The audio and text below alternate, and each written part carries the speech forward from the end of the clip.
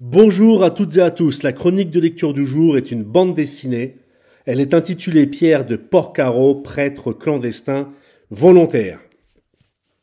Je caractériserai cette bande dessinée en disant que nous sommes en présence d'un récit historique et spirituel poignant. Elle retrace la vie héroïque de l'abbé Pierre de Porcaro, prêtre du diocèse de Versailles, envoyé clandestinement en Allemagne pour soutenir spirituellement les travailleurs français réquisitionnés durant la Deuxième Guerre mondiale. Son engagement total et son martyre à Dachau en 1945 en font réellement une figure d'abnégation et de foi. Je dis également que le scénario, il est sobre et efficace. C'est le père Pierre Amar qui en est à l'origine. Il nous présente un scénario rigoureux, très bien construit, pédagogique et émouvant. Ne vous y trompez pas. Vous n'êtes pas en présence d'une bande dessinée hagiographique. Le scénario s'appuie sur des faits historiques précis et l'ensemble rend hommage au prêtre avec justesse et surtout sans pathos excessif. L'histoire suit un déroulé linéaire. Depuis l'ordination de Pierre de Porcaro, avec quelques éléments familiaux, jusqu'à sa mission clandestine en Allemagne, son arrestation et sa mort tragique.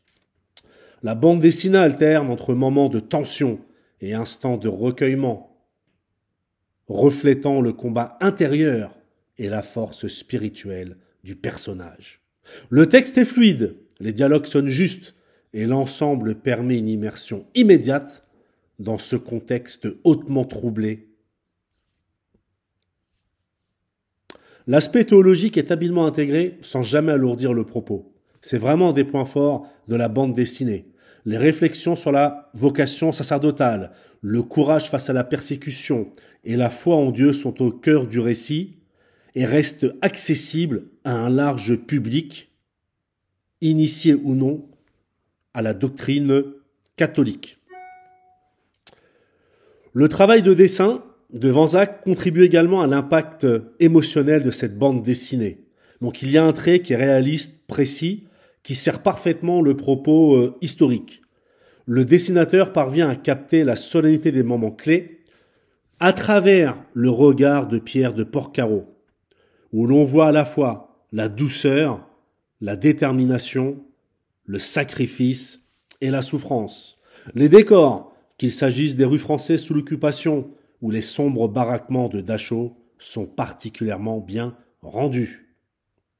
Les expressions des personnages sont soignées et participent grandement à la qualité du récit, notamment dans les scènes où l'abbé accompagne spirituellement les travailleurs forcés ou lorsqu'il subit les privations du camp de concentration. Je me souviens d'une planche où il parle avec des prisonniers près d'une fontaine. Voilà, pour ceux qui liront la bande dessinée, vous penserez à moi à ce moment-là. Donc grâce à un scénario bien construit et un dessin intéressant, alors c'est pas celui que je préfère, mais il est plutôt bien fait, cette bande dessinée s'impose vraiment comme un récit marquant qui mêle à la fois devoir de mémoire, historicité, catholicité et témoignage de foi.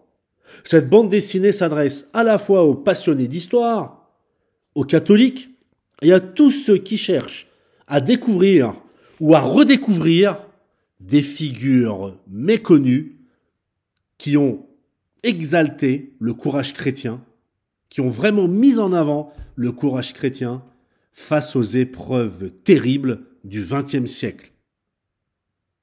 Lisez cette bande dessinée, vous ne le regretterez pas. Et ce qui est également intéressant, c'est qu'après les 48 pages, il y a un dossier historique qui offre un éclairage supplémentaire sur le contexte et l'engagement du prêtre. Pour rappel, de 1938 à 1945, 2720 prêtres religieux séminaristes furent déportés au camp de concentration de Dachau. 1034 perdirent la vie. Et tous les ans, comme on le voit à la fin de la bande dessinée,